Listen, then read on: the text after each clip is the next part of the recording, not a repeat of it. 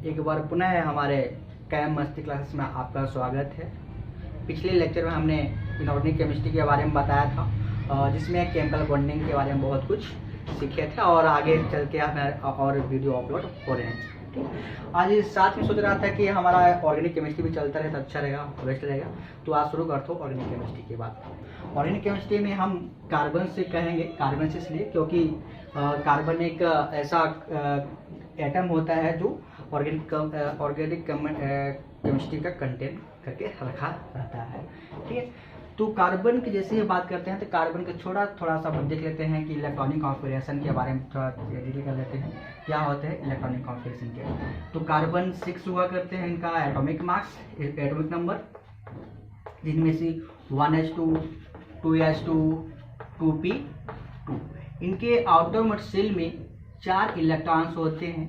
तो जैसे Isaac octet के नियम के आधार पर हमने ये कहा था कि अगर किसी भी कंपाउंड के आउटर मोस्ट शेल में अगर 8 इलेक्ट्रॉन से कंप्लीट हो जाते हैं तो वो जनरली क्या कर लेते हैं कि एग्जिस्ट कर लेते हैं या कंपाउंड का फॉर्मेशन करते हैं। तो इसके लिए उन्हें क्या चाहिए कि अब देखिए इनके आइजैक के इलेक्ट्रॉन कंप्लीट करने के लिए 4 इलेक्ट्रॉन की जरूरत पड़ता है ना।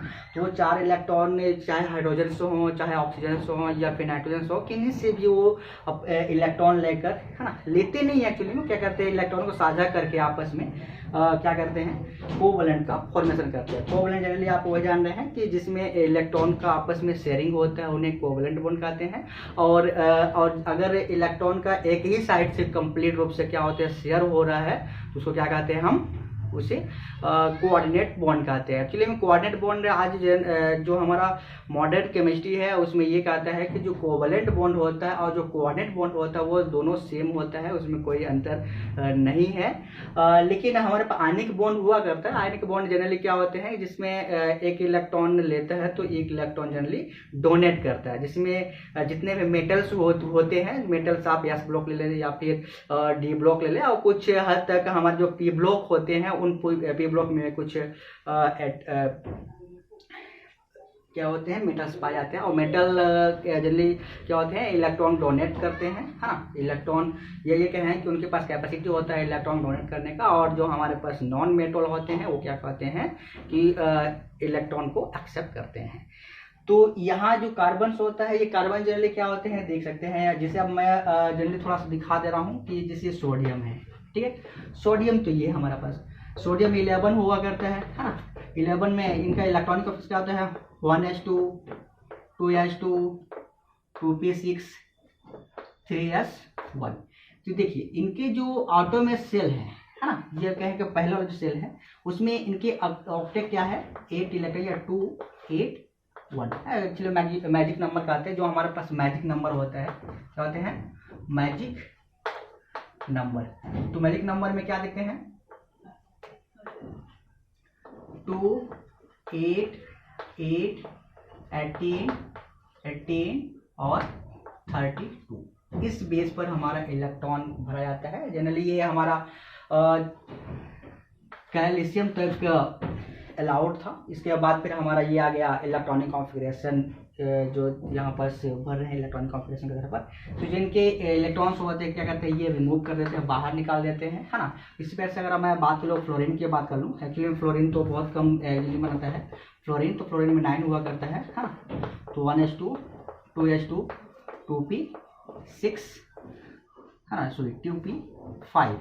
तो यहाँ देखिए इनके आउटर शेल है ना, उसमें 7 इलेक्ट्रॉन्स होते हैं। अब चूंकि इनके पास 8 इलेक्ट्रॉन्स होते हैं, इनके पास एक एक्स्ट्रा इलेक्ट्रॉन्स होते हैं, तो क्या करते हैं लेने की अपेक्षा, क्योंकि आइजैक कंप्लीट करने के लिए इस सोडियम के लिए क्या चाहिए इनको 7 इलेक्ट्रॉन जरूरत होता है। और यहाँ बात करें फ्लोरीन की बात करें तो फ्लोरीन क्या होता है इनके ऑक्टेट कंप्लीट करने के लिए कितने इलेक्ट्रॉन जरूरत होता है 1 इलेक्ट्रॉन जरूरत होता है।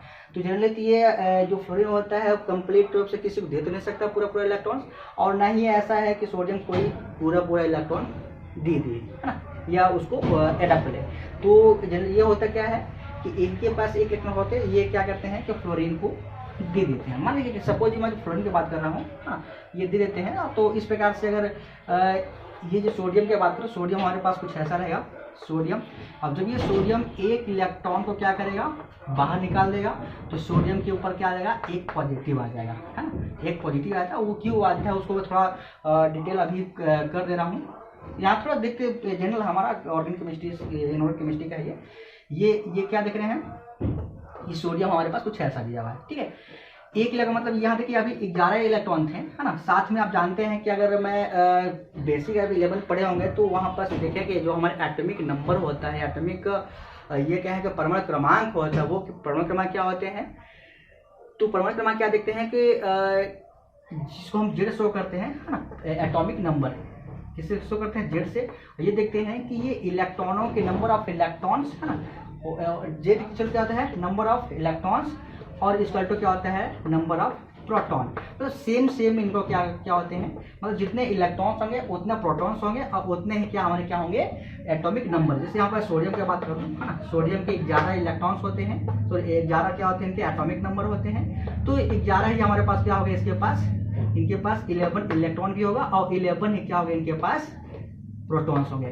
तो अब यहाँ पास प्रोटॉन कैसे हुए, यहाँ पास ये इलेक्ट्रॉन तो 11 होंगे इनके पास, प्रोटॉन भी कितने होते हैं 11 हुआ करते हैं, है ना, कितना प्रोटॉन भी 11 हुआ करते हैं। अब बात यह है कि एक इलेक्ट्रॉन अगर बाहर ये रिमूव कर देता है ना, क्या करता है रिमूव कर देता है, तो इनके पास इलेक्ट्रॉन कितना बचे, 10 इलेक्ट्रॉन बचे, है ना। अब ये क्या था, सोडियम मेटल था ना, अब ये सोडियम नहीं रह गया था, ये सोडियम क्या है, सोडियम आयन बन चुका है। क्या बन गया है, सोडियम आयन।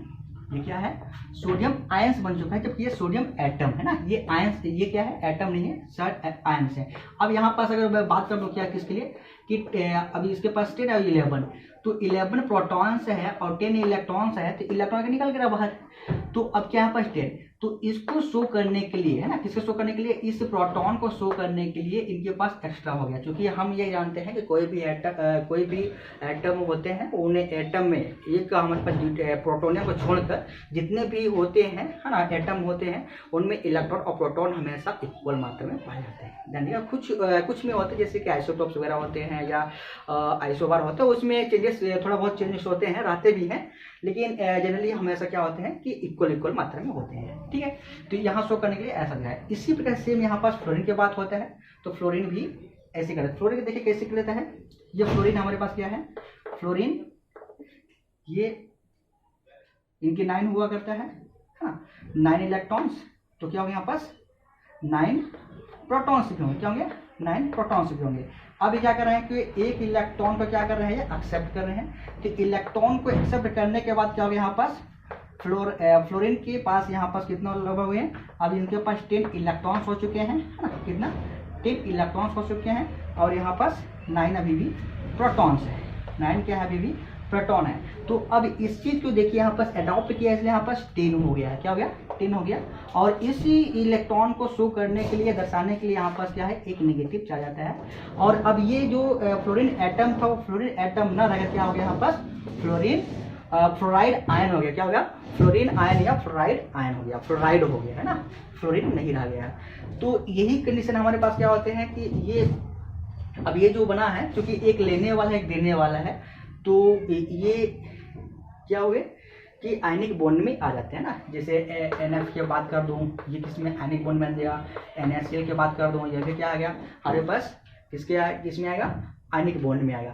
लेकिन कोवलेंट बॉन्ड में क्या होते हैं कि जब एक इलेक्ट्रॉन जब एक एटम और दूसरा एटम जो आते हैं आपस में जब कंबाइन करते हैं या बॉन्ड का निर्माण करते हैं, तो वहाँ पर जो उनके इलेक्ट्रॉन्स होते हैं, क्या होते हैं जो उनके इलेक्ट्रॉन्स होते हैं, वो इस प्रकार से साझा करते हैं या इस प्रकार से साझा करते हैं कि ये क्या है कि वो इलेक्ट्रॉन को आपस में साझा करके बॉन्ड का निर्माण करते हैं। मतलब उस बॉन्ड में जो इलेक्ट्रॉन होते हैं ना, उस बॉन्ड में जो इलेक्ट्रॉन्स होते हैं, उन इलेक्ट्रॉनों का जो डिस्ट्रीब्यूशन होता है, क्या होता है जो डिस्ट्रीब्यूशन होता है वो क्या होते हैं समान होता है।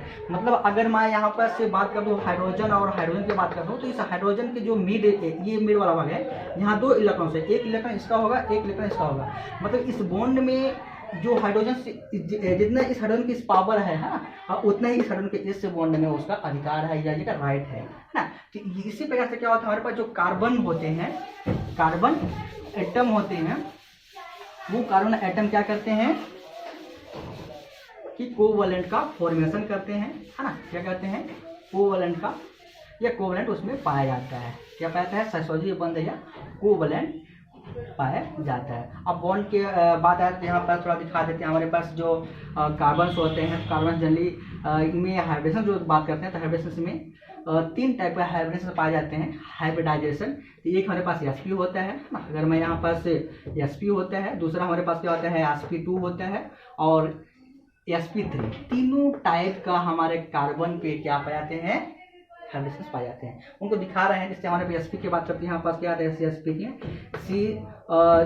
इसको क्या C2H2 कह सकते हैं, हाँ। या इसको आप ब्रीफ में करना चाहते हैं क्या करें, यहाँ पर CH ट्रिपल बॉन्ड CH ऐसा कर लेंगे, क्योंकि अभी बैलेंस बहुत इंपॉर्टेंट होता है। जैसे कार्बन की तरह 4 बैलेंस होता है, आप 4 यहाँ पर ज़्यादा दिखा सकते हैं, ठीक है। मतलब कार्बन का बैलेंस कितना होता है, 4 होना चाहिए। अब इसको दिखाना है तो आपको ऐसा दिखा सकते हैं। कैसे दिखा सकते हैं, कार्बन और ये कार्बन, यहाँ पास एक हाइड्रोजन, यहाँ एक हाइड्रोजन, कुछ ऐसा हमारे पास रहेगा। sp2 की बात करते हैं, यहाँ पास क्या sp2 में क्या आते हैं 2 CH2 डबल बॉन्ड CH2 ऐसे कर सकते हैं। और sp3 के यहाँ पास, तो sp3 में क्या आते हैं हमारे पास CH, बहुत इंपॉर्टेंट और CH4 होता है। या फिर आप यहाँ पास दिखा सकते हैं CH3। तो ये एक्चुअली में तो आपका एल्काइल ग्रुप होता है, जो आप पहले लेवल में पढ़ चुके हैं, उस सब हम इसमें नहीं जाएंगे। तो इसमें थोड़ा ये देखिए ध्यान दीजिएगा कि क्योंकि अब यहाँ पास sp है तो sp के लिए कितना होता है बॉन्ड एंगल 180 अंश होता है, जानना है। sp के कितना होता है यहाँ पास, तो 120 होता है। और sp3 कितना होता है 109 और मिनट डिग्री 28 सेकेंड मिनट, यहाँ इतना एंट्री है। तो आप यहाँ पर देख सकते हैं, क्या देख सकते हैं कि sp के लिए बॉन्ड एंगल कितना इतना है ना, और इसके लिए इतना 120 और इसके लिए कितना 109 और 28 सेकेंड, ठीक है। ये हमारा हाइब्रिडेशन की बात कर रहे हैं, बहुत सिंपल से। और कार्बन की जब भी बात करते हो तो ध्यान दीजिए, कार्बन के स्ट्रक्चर होता है क्या होते हैं टेट्राहेड्रल। क्या होता है टेट्राहेड्रल, कुछ इस प्रकार से क्या होते हैं इसके स्ट्रक्चर हुआ करते हैं। ये आप इसको अच्छे से बना लीजिएगा कुछ इस प्रकार से, ठीक है। दिखाना चाहते हैं हाइड्रोजन, यहाँ दिखा सकते हैं हाइड्रोजन हाइड्रोजन हाइड्रोजन, ठीक है। तो यहाँ पर इसके कितने होते हैं 109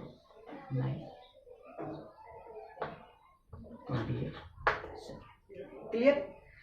अब बात यहाँ पर ये देखें कि सबसे अभी इलेक्ट्रॉनिक की बात कर रहा हूँ, तो क्योंकि जैसे sp है तो sp में देखिए ये कार्बन जब जितना ज़्यादा बॉन्ड, अभी हमने वहाँ पर देखिए कि वीडियो हमने बताया है कि बॉन्ड लेंथ के बारे में। तो sp का जो होता है, sp का जो बॉन्ड होता है वो सबसे छोटा बॉन्ड होता है ना।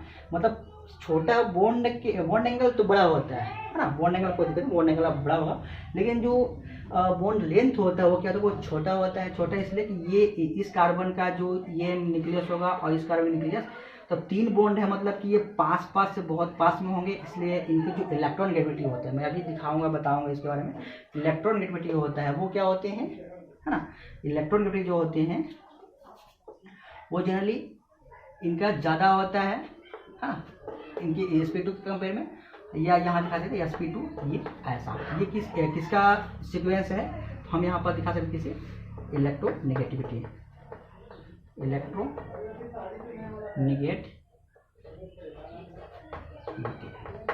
ये ऑर्डर होता है इलेक्ट्रोनेगेटिविटी का। ये बहुत इंपॉर्टेंट है, आगे चल के अभी हम जब पढ़ेंगे इलेक्ट्रॉनिक डिस्प्लेसमेंट तो उसमें आप इसको देखेंगे, बहुत इम्पोर्टेंट है ये। तो आगे चलते हैं, अब हम अपना इलेक्ट्रॉनिक डिस्प्ले थोड़ा इसमें ये देख लें कि बॉन्ड के बारे में। जैसे यहाँ पर दिखा है तो सिंगल बॉन्ड है, हाँ, कार्बन दिखा है, यहाँ पास कार्बन कैसा दिखा सकते हैं, ऐसे कोई जरूरी नहीं है। हाइड्रोजन सिंगल बॉन्ड यहाँ है, यहाँ क्या है डबल बॉन्ड है, यहाँ पास ट्रिपल बॉन्ड है।